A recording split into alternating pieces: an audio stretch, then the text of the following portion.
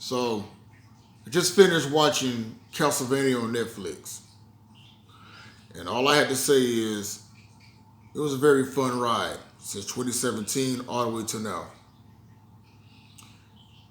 The animators, Netflix, storyboard writers, and the voice actors, they all deserve a round of applause and a pay raise for what they did, especially with this season.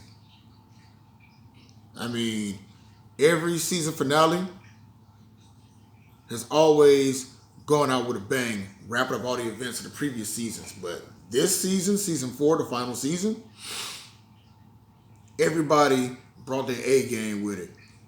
It gave better closure than what Game of Thrones did. And number two, it did something that Sonic the Hedgehog did. It was a decent and enjoyable adaptation from video game to another form of media.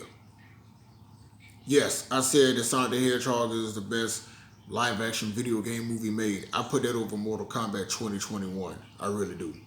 Mortal Kombat 2021 was, to say the least, very disappointing to me the way I was presented. But let's stick on subject with Castlevania. The characters. All the characters were very well fleshed out. They weren't so cookie cutter. Once you listen to all the dialogue and you understand the reasons why they were doing what they're doing, even though you didn't agree with some of the things that they wanted to do, you still understand their motive. It didn't make them so one-dimensional to where you had somebody like, take Carmilla, for example.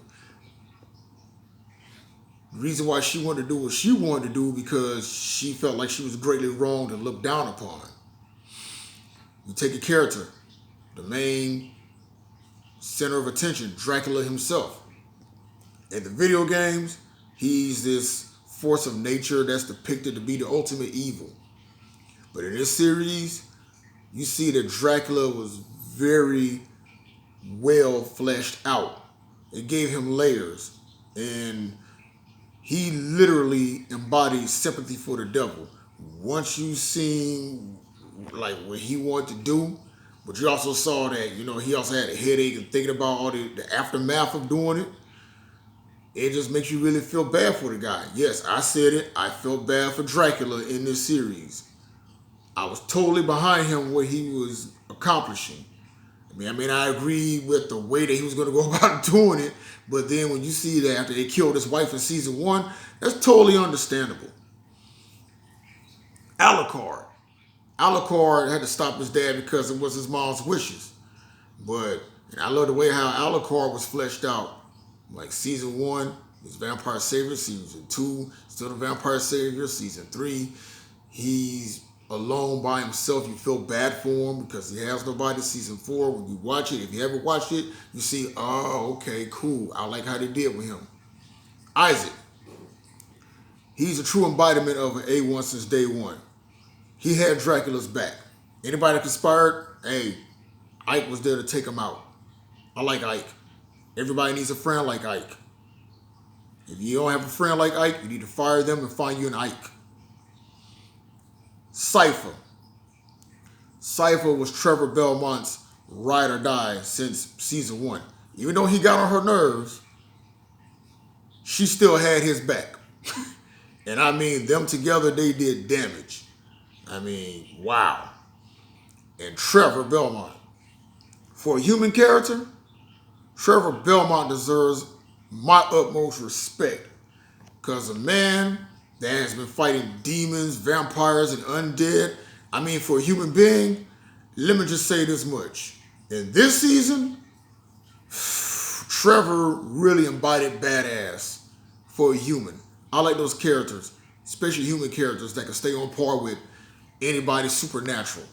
Like, good God. But this series, wow, it really holds a special place right here because, again, it's just, wow. Words cannot describe. If you haven't seen Castlevania, and you love video games, you love anime, and if you have a Netflix account, it will behoove you to stop what you're doing and check it out. All 4 seasons are on Netflix. So there's no reason for you not to sit up here and binge it. You could binge the entire series and starting today, which is a Friday, and finish it on Sunday before you have to go to work. All I have to say is it was a fun ride. And man, my hat, if I had a hat, it's off to everybody that was involved on this project. Thank you. This was well worth the ride, and it was well worth the wait.